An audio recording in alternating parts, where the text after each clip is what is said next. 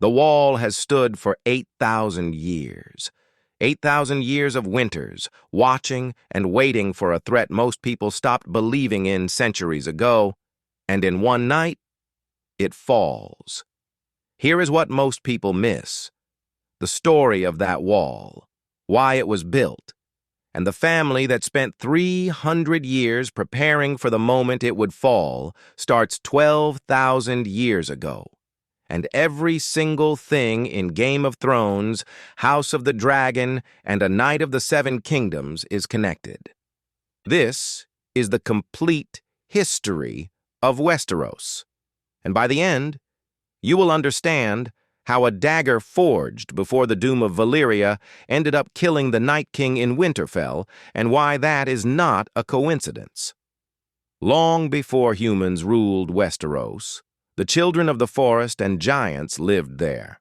The first men crossed the Arm of Dorne with bronze and horses and began cutting sacred weirwoods, triggering centuries of war. Desperate, the children shattered the land bridge into the stepstones, but the first men stayed. Around 10,000 years before Aegon's conquest, both sides forged the pact on the Isle of Faces. The first men took open lands, the children kept deep forests, and the first men adopted the old gods. Peace ushered in the Age of Heroes until the Long Night. The White Walkers brought darkness, raised the dead, and nearly ended humanity. The children armed allies with dragonglass, a figure called the Last Hero, led the defense, and at the Battle for the Dawn, the Walkers were driven back. To keep them out, Bran the Builder raised the wall and founded House Stark, while the Night's Watch guarded the realms of men and waited. Across the narrow sea, shepherds in Valyria tamed dragons with blood magic and built a civilization that dominated Essos for nearly 5 millennia until the doom wiped it out in a single day. One house survived because Daenerys Targaryen dreamed of Valyria burning, and her father moved their family to Dragonstone.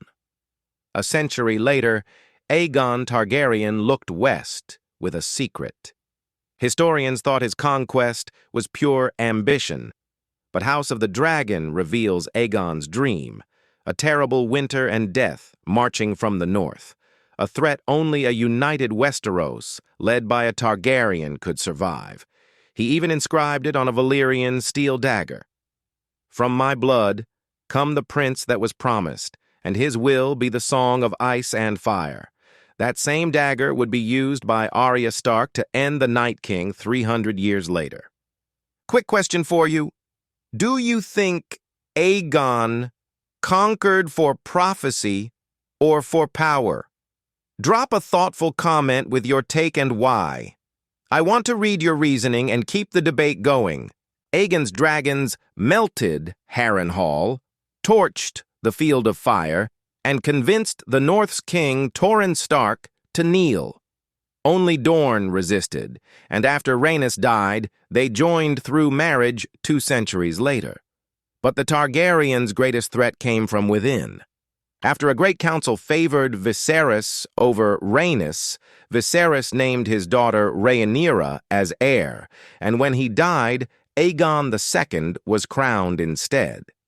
The dance of the dragons followed, the bloodiest war since the Long Night, culminating in the storming of the Dragon Pit, where a mob killed dragons and shattered the mystique. By 153 AC, the last dragon died, and some whisper the Citadel's Meisters helped end dragonkind, though it remains a theory. Without dragons, Targaryens ruled by politics, which made them vulnerable. Then Aegon IV legitimized all his bastards on his deathbed, creating the Great Bastards. Demon Blackfyre claimed a crown and sparked the first of many Blackfyre Rebellions. Brynden Rivers' Bloodraven crushed plots with spies, archers, and relentless strategy, while Bittersteel fled to found the Golden Company. This is the world of Dunk and Egg. Sir Duncan the Tall and his squire, the secret prince, Aegon.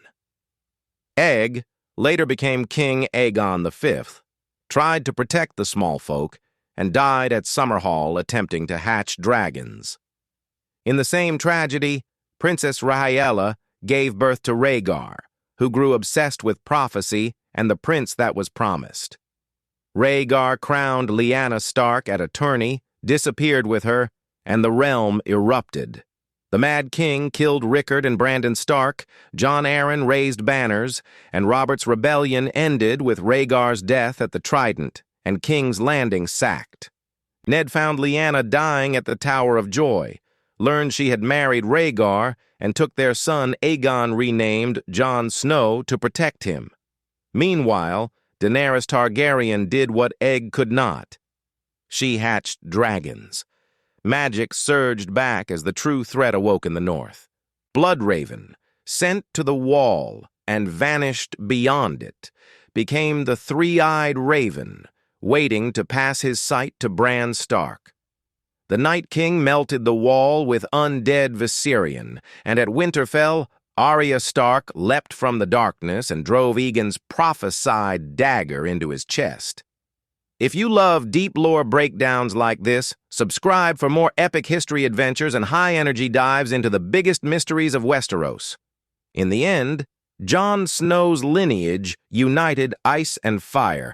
Arya struck the blow, and every choice across 12,000 years led to that single moment.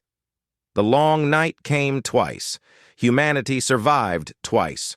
When winter comes again, will someone remember the truth?